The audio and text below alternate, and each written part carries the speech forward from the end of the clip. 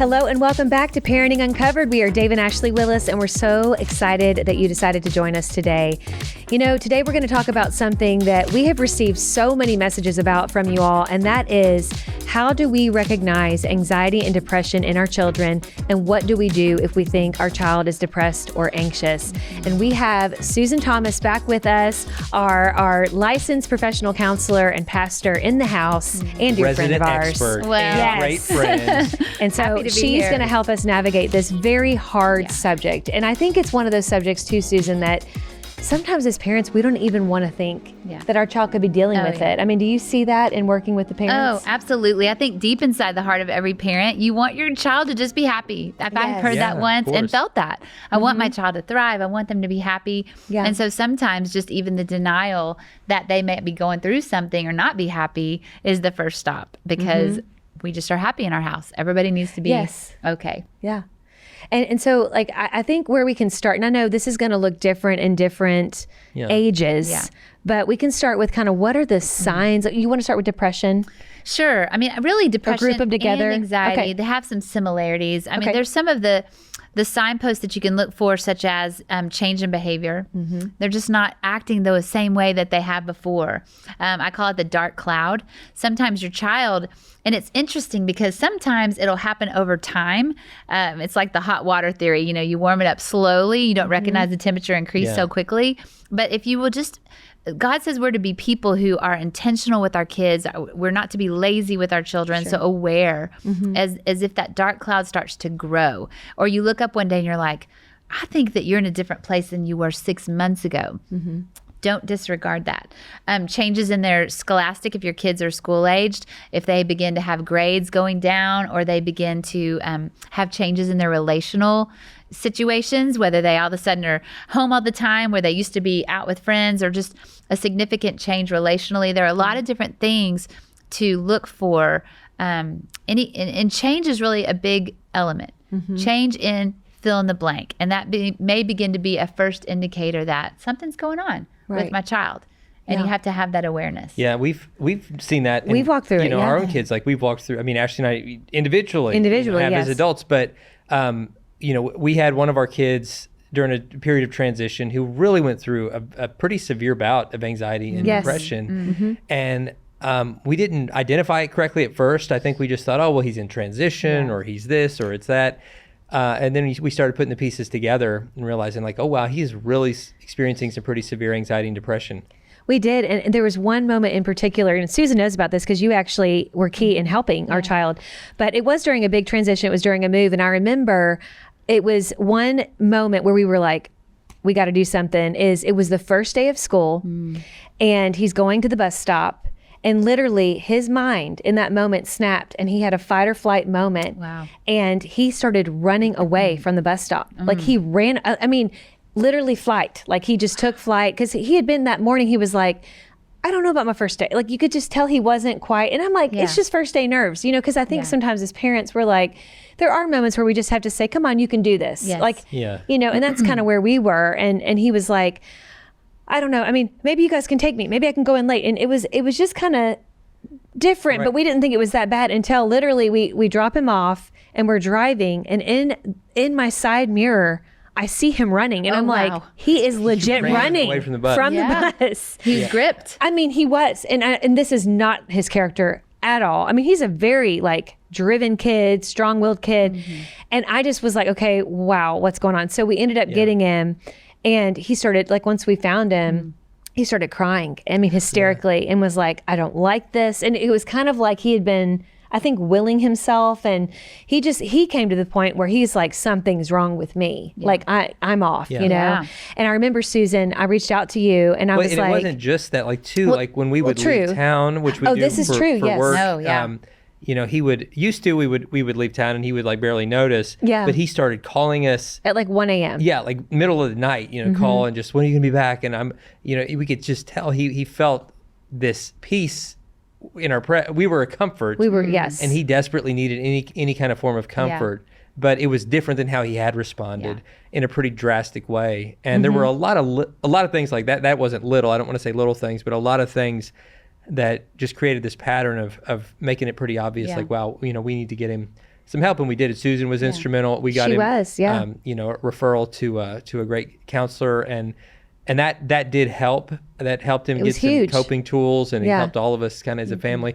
So like we've walked through this. I think now kind of our antennas up a little more for the younger kids if they start exhibiting some of that. For sure, yeah. And I think it is once you've had that experience because you're a little more aware. Yes. But I think sometimes, we don't know what to do. And I think the pendulum has swung into a healthier place with counseling with parents. Yeah. But sometimes it's like I remember real quick, and then I want you to speak into this, but like when I was a kid, I was just recalling this with Dave the other day. A lot of people, if you listen to the Naked Marriage podcast or even Parenting Uncovered, I've shared on here that I went through, a 4-year bout with anxiety and depression shortly after Dave and I married and kind of when we had our children and things like that. But looking back and understanding the mind and how it works and my symptoms, I really had anxiety as a child.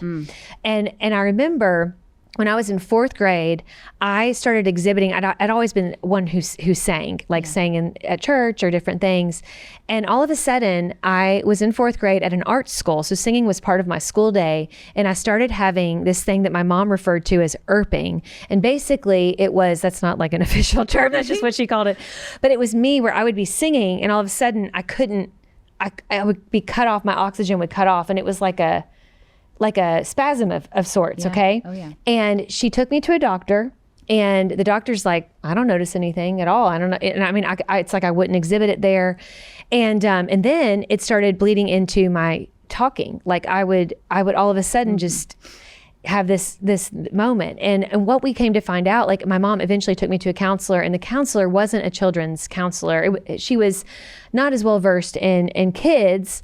And she ended up focusing on other things that probably did need to be addressed in our family, but weren't really why my parents brought me there. But looking back, and now that I know what I know, I totally had anxiety.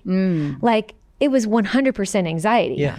And so I think sometimes our kids can have weird behaviors like that. Weird's probably the wrong word, but a change in behavior. Like I had been singing without this disruption in my singing for a long time or talking, and all of a sudden I'm having like a hiccup. It's not hiccups, but it was like a hiccup. And then it would be like there was a weight on my chest and I couldn't get breath to sing. And then one time I had it happen in one of our performances at the art school, and I'm literally, it was an anxiety attack. Wow. And it manifested in in front of everybody. Which only furthered the anxiety. Oh my gosh, it did. And my mom too wasn't well versed in this, and she's like, "What are you doing?" And I remember, so it's like I think sometimes it can be things like that. The old school approach was snap out of it. Like she was like, "What are you doing?" And I was so embarrassed. Yes. And so I remember, as a child, I didn't know that was anxiety. Right. So what would you say to a parent that would witness something like that? Yeah. Well, again, as with all of parenting, we're on a journey of just trying to figure out what in the world are we doing? What are we doing? And we can't predict what our child is going to have as their specific struggle. When you have multiple, they may each have completely different struggles. So you're suddenly an expert in everything. No, it's not possible. But you do go to school. You do begin to learn, okay, how can I address this particular child's needs? When it comes to anxiety and depression, and there are many different schools of thought on what I'm about to say in the counseling realm and the psychology profession, but you have to ask the question, where's this coming from? And I will tell you, my approach to the answer to that question is there are times when there are physiological things impacting our emotional state. Absolutely. There are hormone situations. There can be nutrition situations. There can be things going on inside the body that create these responses. That is one very real category. And when that's the case, you want to go down the road with your trusted physician. You want to explore those circumstances that may be impacting the emotion. Where I would typically reside is when those emotions are a result of something happening in the soul. Something happening in the mind. It could be something that triggers, you see it as a threat, and your body begins to respond. That's why sometimes you'll hear people who think they're having a heart attack. In reality, it's a panic attack. Yeah.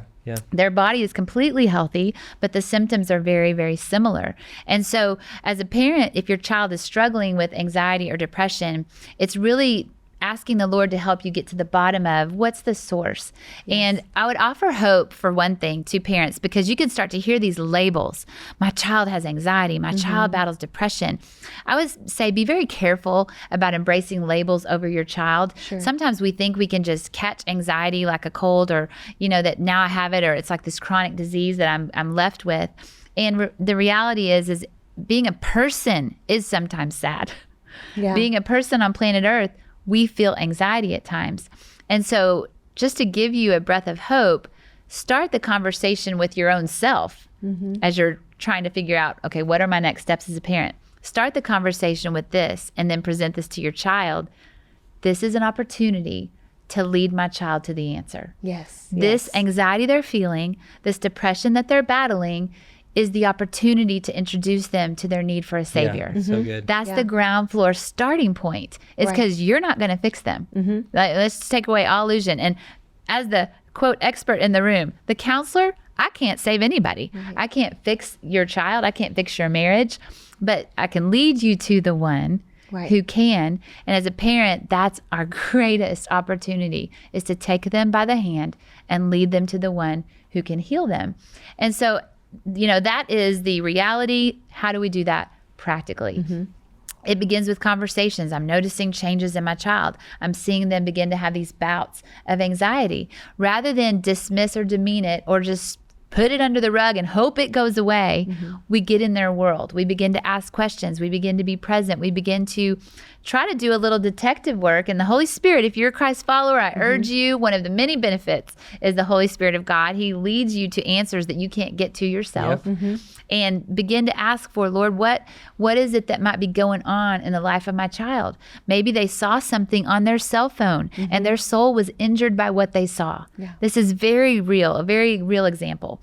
And, all the YouTube, the TikTok, the internet, they'll see things and their souls aren't ready to even process it, much less know how to overcome it. And so that can begin to breed all kinds of anxiety or depression. And beginning to get to the root of that so that we can then begin to take the next steps that we need to take. If it's severe enough, again, get those supports around you. You're the number one support in the room that God assigned. He knew that you were the one. And then get those biblical counselors, get that church community involved in supporting that child. But you don't want to dismiss it. You don't want to say, oh, it's just a kid thing and those are kid problems. I would say my entire journey of parenting, and one of my oldest daughters who just got married, she reminded me of this and it made me laugh. You have to be in our family, right, to fully get it. But I never thought of myself as, like I said, I'm this kid person and, this kid specialist. She's like, Mom, our entire life, you treated us the same as far as what we were going through as adult issues. I didn't compartmentalize and say, oh, well, your fear over here with when you're on the playground, that's kid stuff. No, I saw it as my child's fear on the playground was much like the fear that this adult had in their workplace. Fear is a human condition. And while we package it in different ways as we communicate, the answer is the same. What is the root? What is it that you're struggling with? Let's expose it. Let's allow the good news of the gospel to address it. Let's replace the feelings and thoughts that are fueling it and let God do the healing. So it is a journey, and it's complicated. It's complicated, these different elements that we battle. It is. And I think too, I love how you said, let's expose it, because we are of the firm belief, and this is in the Bible. The things that are kept in the darkness really tend to have power over us. And that's what the enemy wants us to do, is to think that we can't tell anyone, that we're the only one. And our kids are feeling this too. Like, oh my gosh, if my parents knew what I really thought about myself, about the world, about what happened, whatever, or what I was looking at or what I saw, oh my gosh, they wouldn't love me, or they wouldn't want to hear this. They can't be bothered with this. It's too much for them. That's what the enemy wants us to believe. But, giving our kids the opportunity by asking those probing questions, and not like, I heard somebody say it, you want to ask in literally a curious way, and not in a judgmental way. And I've run that through my mind, because sometimes, even though we're not trying to be judgmental, because we feel the urgency, we can come off judgmental. Like, what did you do? And not just, hey, what'd you do today? What did you see on your phone?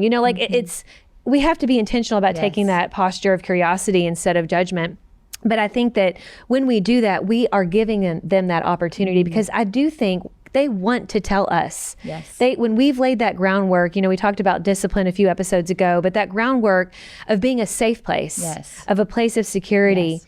then, we want to encourage them to come back with whatever it is they're dealing with. And I think that when we're dealing with anxiety and depression, especially as kids and teenagers, it is so scary. I mean, it really, our thoughts can scare us sometimes. And also we can feel very helpless and hopeless even. Yes. Yeah. And I think being a parent that allows them to expose it and say, like, listen, you can tell me. I may not know the answers, but I know the answer. Yes. And I also can help you get the help that you need. Like, I am here and I want to be your advocate. Yes.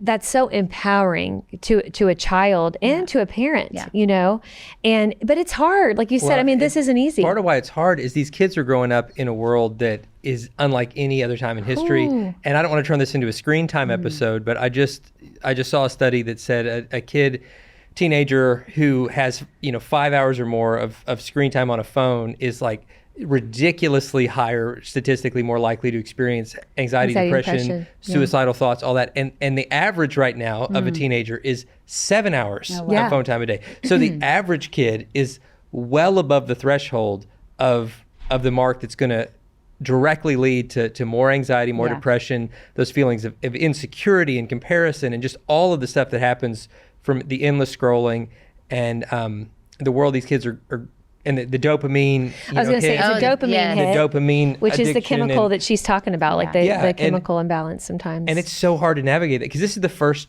generation that's had to deal with that, with the constant. Yes. It's constant. Oh, yeah, it's just absolutely constant. And we as parents, I mean, like for us at least, we didn't grow up with that in our hands the way that these kids today have. And so it's a different world. I mean, I fight that as an adult. Yeah, me too. Just scroll. I mean, I'm way too much on my phone. I've not modeled probably the healthiest behavior, and I'm trying to work on that. But I just want to throw that into the conversation as a factor. It's not the only factor, but it certainly is a factor, that what these kids are, and even if they're not going to like bad things, even if they're not looking at pornography or looking at some stuff, or just gratuitous violence, just social media, just too much of all that stuff, it's directly impacting mental health. Right. Oh, absolutely. And I think that goes right to the practical of what are some ways that we can help. We can't identify every possible threat or thing that may trigger our child, but cell phone use is a scientifically studied over time, reality that it impacts the state of your mental health. And so as parents, just like we take care of our children that they don't run into the street when cars are coming, I think developing those processes and plans, and we all fall short. I do in my home. Sure. Yeah, oh my too. goodness. But even if you're starting the journey, you're already ahead of the game to begin thinking of how can I help my child learn how to even use a cell phone in a way that's going to promote health, not deteriorate health for them. Or set limits on their phone while they're in your house and you're paying for it. You have more freedom to say, all right, here's going to be, your phone's going to, you can have parental settings that will shut off a phone after so many hours We've per day. done that before. Like if you use AT&T, you can do it there. There's other apps, like that, some of these apps that filter things like pornography and violence and things like that. They can also set limits, and that's been helpful to us. It's so helpful. I want to say this too. You were talking about getting to the root. Yeah. I think sometimes the phone is like I know for a lot of girls specifically, like obviously we only have boys, but you've got 3 girls and one boy. So you see kind of both sides of this.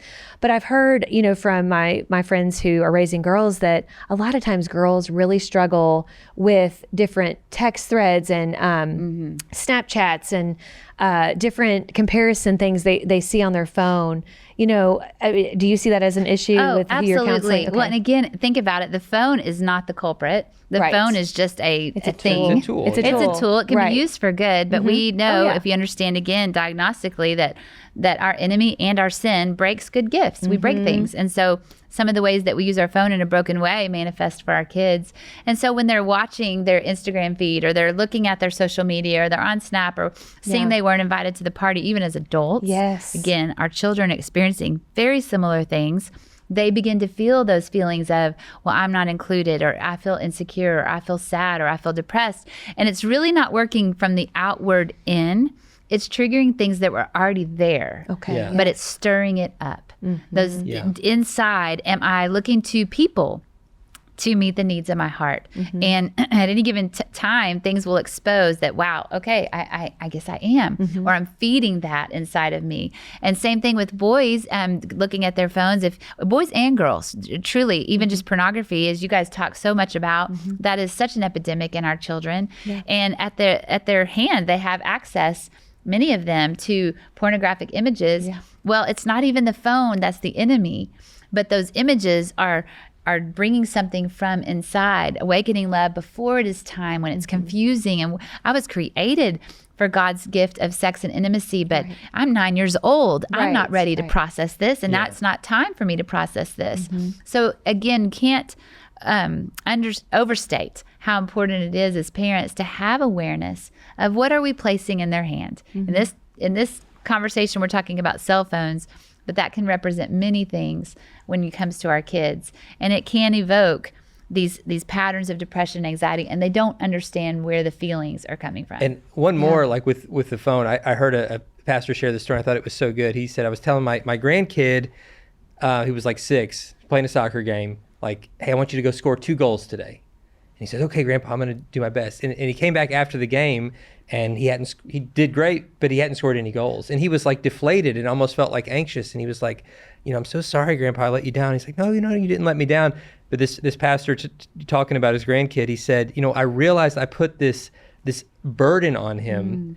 I wanted to just encourage him or challenge him, but really I put a burden on him. And I said, I gave him the responsibility to do something that he didn't have the authority to do. And if you give your kids responsibility, but they don't have the authority or maybe the opportunity to carry out what that responsibility is, then we're putting burdens on them that are going to create anxiety. And there's a fine line, I think, between wanting them to get good grades and wanting them to excel and do their best and achieve, but making sure that they know that, like, that's not how they get love, that's not their worth or their value. Because if kids feel like that they're only going to be accepted if they reach these unattainable heights, why can't you be more like your sister or more like your brother, or she got straight A's, why can't you get, or he made the team, why can't you make the team? And we feel like, oh my goodness, I can't measure up. And we've just got to be careful as parents. I'm talking to myself here too, of finding that balance of, yes, we need to challenge our kids and help them become all they were intended to be and push them to let them know they can do hard things.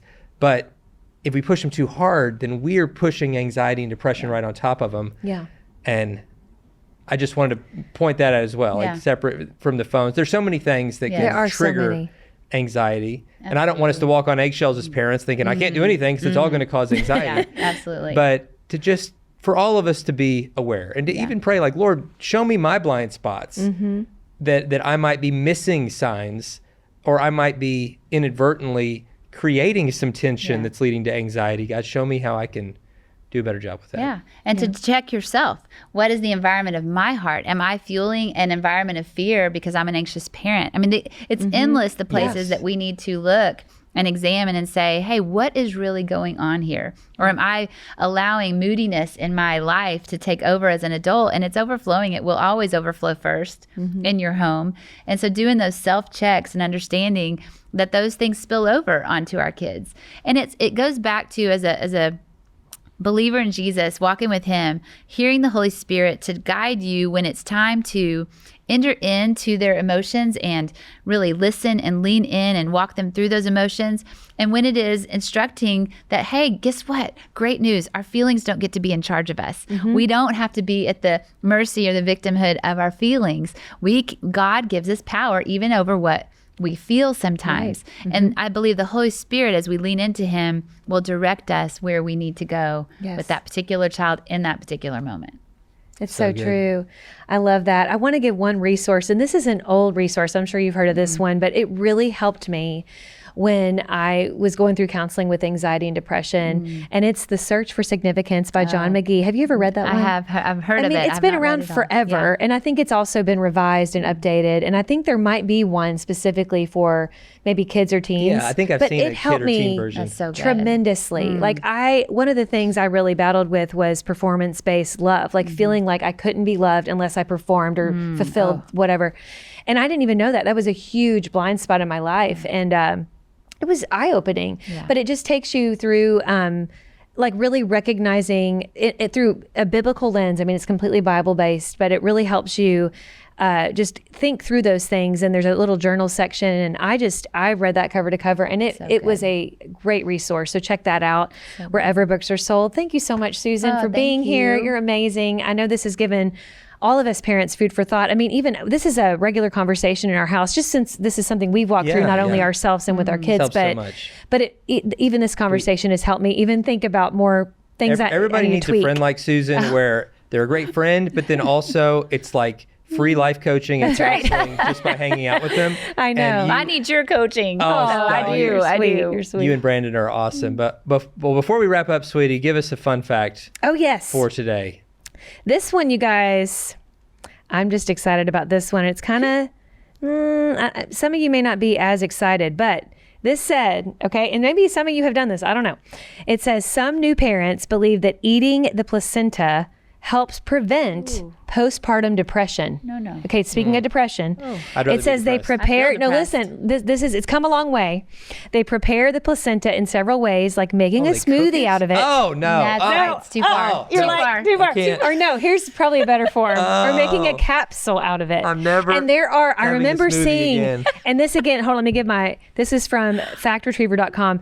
I remember seeing a post about this where there's like companies that will make it into a capsule for you, but then. I want to say your mom had a friend who did the placenta smoothie. I'm almost positive. Gosh. Yes. It's gonna linger and your in my mom mind. almost vomited in her mouth when she heard this. Yeah. I feel it. But, Mom. but I mean, So to prevent gross. postpartum depression. I don't know. I feel You're sadder like, is that worth right it? now. I feel much sadder. Depression's better. in my life. Oh man. She's like, I'll take the I'm gonna throw up. I'll take the postpartum I want to apologize to everyone. No. All right, I'm going to tell a really terrible dad joke. Please. Okay. Yeah, we need it. I wish I had one about placentas. I know.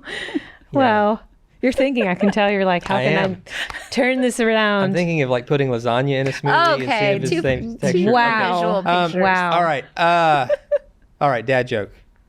What do you name a termite that likes watching Western movies? I don't know what. Clint Eastwood.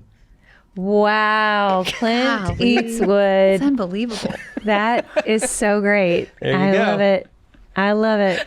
Oh, wow. What a journey we've had. Yes. Susan, you are a treasure. Thank you. Thank you. Guys. And we're so honored that you're now part of the XO family. That's right. Brandon. And stay tuned for her podcast. Stay tuned for more on her podcast. Yes. But once more, tell our listeners where they can find you. Before you do, friends, you can write Ashley and me. We're at Dave and Ashley Willis on Instagram. Send me some new dad jokes. I need them. Send us some some questions, new facts. Whatever you got. We love hearing from you. Susan, tell us where folks can learn more about what you're doing. Yes, absolutely. Stay tuned for the exciting things coming with XO in 2024. We are just looking forward to empowering and equipping you as parents. We're in it with you.